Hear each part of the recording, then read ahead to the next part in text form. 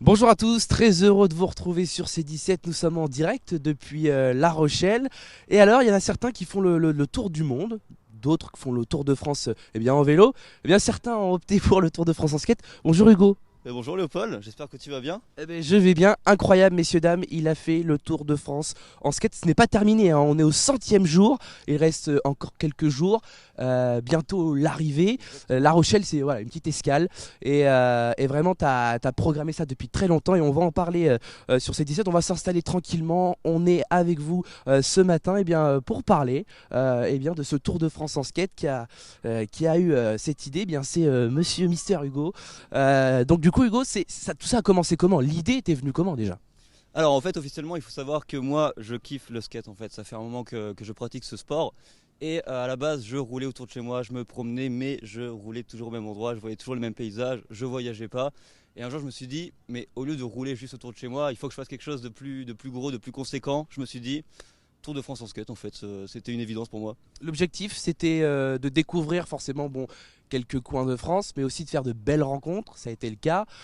Donc t'es parti de quel endroit exactement? Alors, l'année dernière, j'étais parti d'ici justement, sur le vieux port de La Rochelle, sauf que j'avais dû arrêter à cause du confinement du 1er avril. Cette année, je suis parti un peu plus bas, je suis parti du coup directement de Royan, et là, je suis parti dans l'autre sens, donc directement vers le nord, vers le sud, pardon, et j'ai fait le tour. Centième jour aujourd'hui, 3900 km. Je m'arrête à Royan dans 2 jours, et il reste 80 km à faire. 80 km, donc c'est pratiquement, on est presque sur la fin finalement. Clairement, ouais. Quoique, hein, la fin c'est toujours presque le plus dur. Enfin, c'est ce qu'on dit, mais pas sûr, pas sûr, pas sûr. Bah, là pour le coup, comment t'as programmé tout cela? Il a fallu du temps en amont pour programmer ce Tour de France en termes voilà d'hébergement. Et bien finalement, c'est ça qui est aussi la beauté du truc, c'est que t'as réussi à trouver tout le temps du monde pour t'accueillir chez eux. Exactement. En fait, tu penses vraiment que j'ai organisé le truc? J'ai rien planifié. Je suis vraiment parti comme ça du jour au lendemain. J'avais envie de partir, je suis parti. Faut savoir que même dans mon sac, j'avais rien du tout. J'avais pas de toile de tente, j'avais pas d'habits chauds. Les habits que j'ai là sur moi, limite, on me les a donnés quoi. Pour la plupart, en tout cas, les chaussures que j'ai, on me les a données. J'ai cassé des roulements, j'ai dû changer, on m'en a donné. Vraiment, j'ai rien prévu du tout. Pareil pour l'hébergement, en fait, au début, je toquais directement aux portes chez les gens pour essayer de me faire loger. Donc, je leur expliquais mon projet, que je fais le Tour de France en skate, que j'essaie de me faire héberger chez les gens parce que je fais ça aussi sans argent. Donc, forcément, les hôtels, tout ça, c'est pas possible. Et donc, au début, c'était vraiment comme ça que je faisais, que je procédais.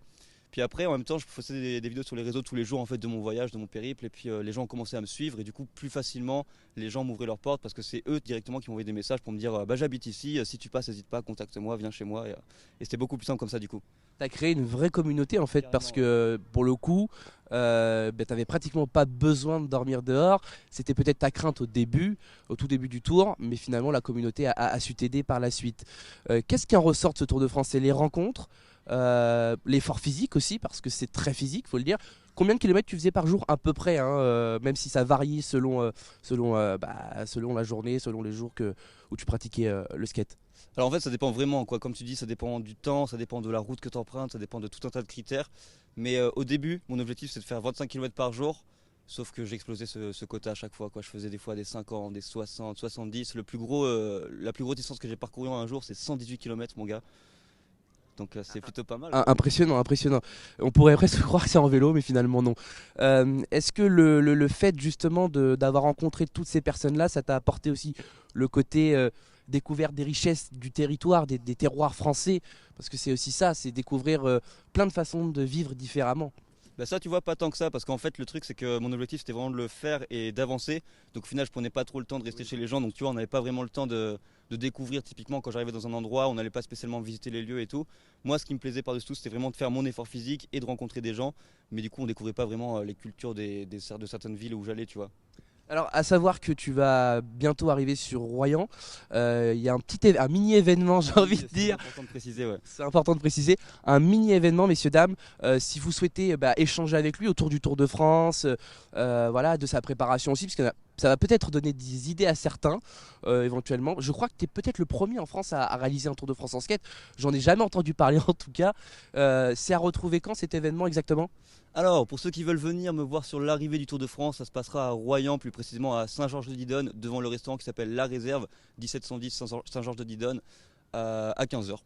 Voilà, Voilà. le 23, c'est quand même important de préciser la date quoi. Alors venez nombreux, peut-être éventuellement tu as un compte TikTok, on va terminer sur ça, parce que c'est aussi là où tu diffuses toutes tes aventures, tes avancées. Il y a des vidéos qui vont être réalisées en cours. Voilà, tu as réalisé plusieurs vidéos, tu as pratiquement tout filmé et tu as dormi aussi dans des endroits insolites. Donc c'est là où les gens vont apprécier regarder ces petites vidéos TikTok et YouTube.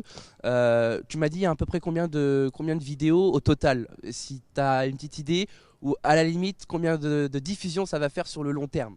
Alors il faut savoir que je filme essentiellement du coup pour mes vidéos YouTube. J'ai actuellement 800 gigas de vidéos sur mon disque dur, donc c'est un sacré quota quoi, c'est un sacré paquet. Merci Hugo. Merci à toi. Et merci bien à vous de nous avoir suivis. Merci de votre fidélité. Je vous souhaite une excellente fin d'année, de bonnes fêtes. À bientôt sur C17.